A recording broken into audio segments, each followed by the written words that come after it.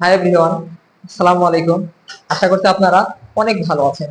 তো আজকে আমাদের আলোচনার বিষয় একাদশ দ্বাদশ শ্রেণীর তথ্য যোগাযোগ প্রযুক্তির তৃতীয় অধ্যায়ের প্রথম অংশ 17 এর 2 এর পরিপূরক নির্ণয়, অর্থাৎ টুয়েস কমপ্লিমেন্ট নির্ণয়। তো প্রথমে আমরা যে সংখ্যাটা থাকবে সেই সংখ্যাটাকে বাইনারিতে কনভার্ট করে নিব। তো দেখুন এখানে আছে 17। তো 17কে আমরা যদি বাইনারিতে কনভার্ট করি তাহলে আমরা এই পদ্ধতিতে করতে পারি। 1 এর ডাবল 2, 2 এর ডাবল 4, 4 এর ডাবল 8, 8 এর ডাবল 16। তো খেয়াল করে দেখুন এইখানে যেই যেই সংখ্যা যোগ করলে 17 হবে তাদের নিচে আমি লিখবো 1 আর বাকিগুলোর নিচে লিখবো আমি 0। তো খেয়াল করে দেখুন এখানে 16 আর 1 যোগ করলে 17 হয়। দ্যাটস ওয়াই আমি 16 এবং 1 এর নিচে 1 লিখলাম আর বাকি সংখ্যার নিচে 0 দিয়ে দিলাম। তো 17 এর বাইনারি সংখ্যা হচ্ছে 10001। তো আমরা প্রথমে পেয়ে গেলাম 17 এর বাইনারি সংখ্যা। তো এরপর আমরা এই সংখ্যাটাকে 8 বিট রেজিস্টারের ক্ষেত্রে লিখব। তো 8 বিট রেজিস্টার বলতে 8টা ডিজিট আপনাকে লিখতে হবে। তো আগে দেখুন এখানে ছিল 5টা, 1 2 3 4 5টা।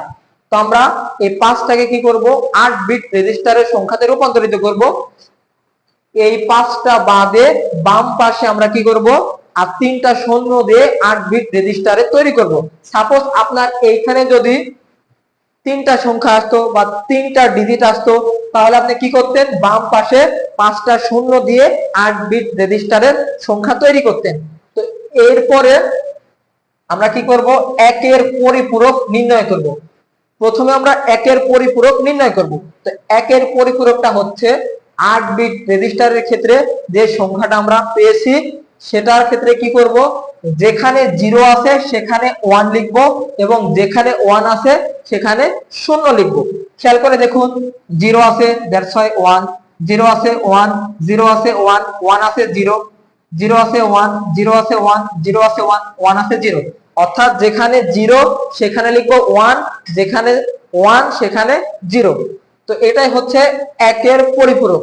তো এর সাথে আমরা যদি +1 অর্থাৎ 1 যোগ করি তাহলে কি পেয়ে যাব, 2 এর পরিপূরক পেয়ে যাব। তো খেয়াল করে দেখুন 1 যদি আমরা যোগ করে দিই তাহলে এখানে পাবো 1 1 1 0 1 1 1 1।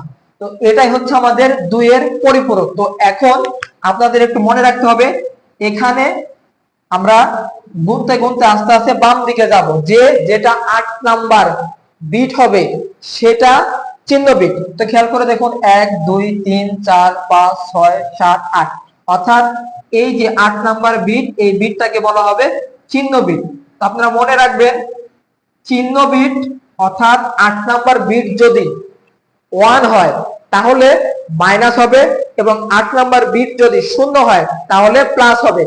যেহেতু আমার এখানে 8 নাম্বার বিটটা 1 আসছে তার মানে আমার কি হবে, এখানে সংখ্যাটার আগে -17 লিখতে হবে।